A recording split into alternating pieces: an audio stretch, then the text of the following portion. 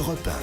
Le grand direct de la santé avec Jean-Marc Morandini qu'on retrouve en direct de la cour d'Europe 1. Effectivement, on est descendu dans une ambulance puisqu'on a fait venir une ambulance aujourd'hui avec le docteur Gérald Kierzek. On va vous expliquer comment fonctionne une ambulance, ce qu'est une ambulance, ce qu'on peut y faire à l'intérieur. Et donc, on remercie d'ailleurs Ambulance Adam 75 Paris 11e qui nous a prêté cette ambulance aujourd'hui. Docteur Kierzek, d'abord, est-ce que toutes les ambulances sont les mêmes ? Alors non, là on est dans une ambulance qu'on appelle une ambulance privée. C'est un véhicule de transport sanitaire qui est une ambulance. Alors, les patients l'utilisent parfois pour des séances programmées de radiothérapie. C'est le même type d'ambulance. Et cette même ambulance, elle peut être utilisée aussi pour des secours d'urgence. Par exemple, quand vous appelez le 15, vous appelez le SAMU et le médecin régulateur va décider de vous envoyer une ambulance non médicalisée. Et ces ambulances non médicalisées, c'est soit celle-ci dans laquelle on est, soit les ambulances rouges des sapeurs-pompiers qui sont équipées à peu près pareil avec des secouristes professionnels que sont les sapeurs-pompiers. Là, il y a 2 ambulanciers qui sont avec nous. Donc ça, c'est la catégorie des ambulances non médicalisées. L'autre catégorie,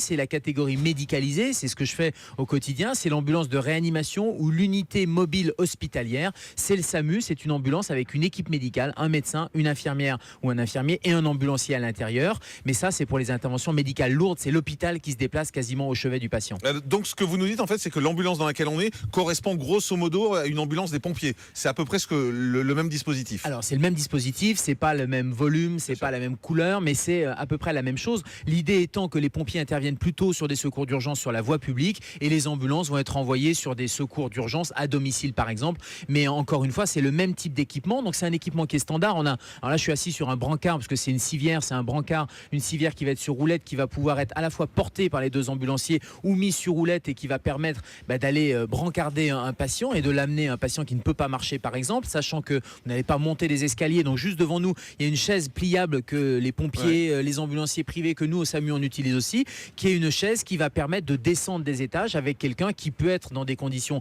assises. Donc c'est une chaise qui est repliable et qu'on trouve à peu près de manière standard dans toutes les ambulances. Donc ça permet qui se porte sur les escaliers par qui exemple. se porte sur les escaliers et qui permet, à condition que l'état de la victime puisse se permettre de le faire, parce qu'il y a des conditions et notamment des patients qui ne peuvent absolument pas marcher et qu'on doit descendre à tout prix pour des raisons médicales à l'horizontale. À ce moment-là, ça nécessite d'autres types de secours et on utilise parfois sortir par la fenêtre, par exemple avec un brancard. On utilise parfois des nacelles, pas avec ce type d'ambulance, mais en tout cas avec ce type de brancard et ce type de chaise pour les patients qui ont un état le plus simple. Alors à ma gauche, il y a beaucoup de petits tiroirs qui sont pleins visiblement. Est-ce que là aussi c'est un équipement standard, quasiment obligatoire dans toutes les ambulances ? Alors oui, déjà les ambulances sont équipées de manière réglementaire avec un équipement minimal. Donc là on a sorti une trousse d'urgence qui se trouve dans ces tiroirs. Donc globalement il faut qu'il y ait un minimum de matériel, notamment de matériel. Alors je crois qu'elle a été vérifiée. Donc du coup on va pas forcément l'ouvrir, mais dedans c'est le même matériel. Ce sont des compresses. Vous n'arrivez pas à l'ouvrir.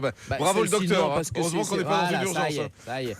Non mais c'est surtout qu'elle a été refaite parce que le matériel est vérifié tous les matins notamment. En tout cas nous à l'hôpital c'est ce qu'on fait, les pompiers également et les collègues ambulanciers privés aussi. Ça veut dire que tout ce matériel, parfois il y a des scellés pour vérifier que la vérification a été faite le matin et qu'il manque pas quelque chose justement pour une urgence. Donc là on a du matériel qui est du matériel avec des coussins qui sont des coussins hémostatiques, des compresses, des couvertures de survie. On a un certain nombre de produits. On voit plein de petites fioles par exemple. Alors là qu'est-ce que c'est que ça ? C'est soit du produit désinfectant, soit du sérum physiologique. On est sur une trousse où on va pouvoir utiliser, vous voyez, ce petit clan, c'est ce qu'on appelle un clan de barre qui va permettre pour des accouchements par exemple. Qu'est-ce que c'est en fait ? C'est un petit clan en plastique. Un clan, c'est pas ce que c'est. Un clan, c'est un petit, comment on pourrait appeler ça, comme une petite pince.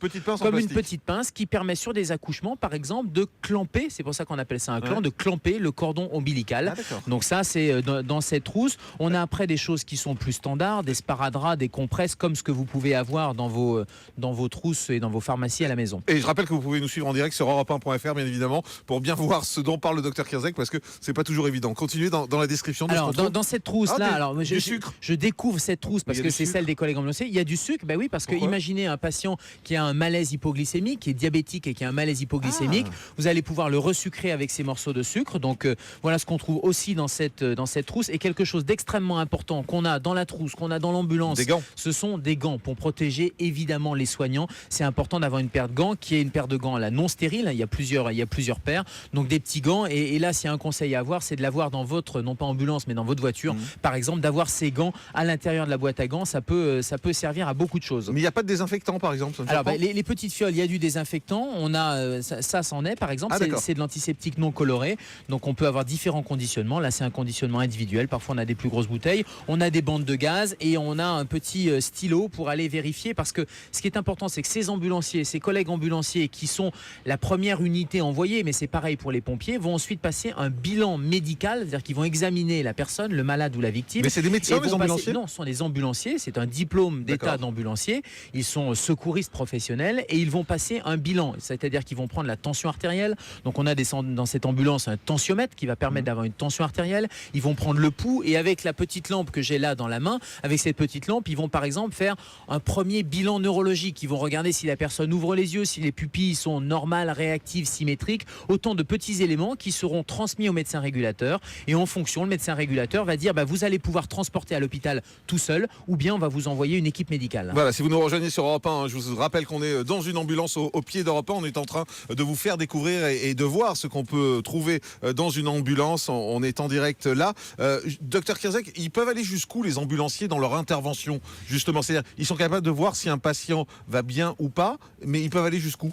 Alors, un patient qui est en état de détresse vitale, par exemple, qui est en arrêt respiratoire ou qui est inconscient ou qui est en arrêt cardiaque, ils vont faire les gestes de premier secours. Mais ils vont les faire de manière professionnelle avec, et là à ma droite, on a un défibrillateur semi-automatique, c'est-à-dire le fameux défibrillateur dont on a beaucoup parlé, que vous trouvez dans les gares, que vous trouvez dans les avions. Évidemment, vous l'avez dans l'ambulance. Donc ce défibrillateur, ils vont pouvoir tout de suite l'installer si la personne est inconsciente et est en arrêt cardiaque. Et ils vont faire ces gestes-là en attendant l'arrivée de l'équipe médicale. La deuxième chose sur un arrêt cardiaque ou un arrêt respiratoire, c'est l'oxygène, bien sûr. L'oxygène qui va permettre d'aller apporter, qui est à l'arrière. C'est une grande bonbonne blanche qu'on voit à l'arrière. C'est une bouteille d'oxygène classique, une bonbonne blanche. On a un système soit de masque pour oxygéner et permettre à la personne, si elle respire encore, de lui apporter une concentration d'oxygène supplémentaire. Soit, si la personne ne respire pas, ils vont être capables de ventiler avec un appareil qui est ce qu'on appelle un embu, qu'on doit trouver là sur ma gauche, qui est un appareil qui va permettre, on le voit ici, qui va permettre en le branchant le tuyau sur la bouteille d'oxygène, d'aller insuffler de l'air. C'est-à-dire que la personne ne peut plus respirer.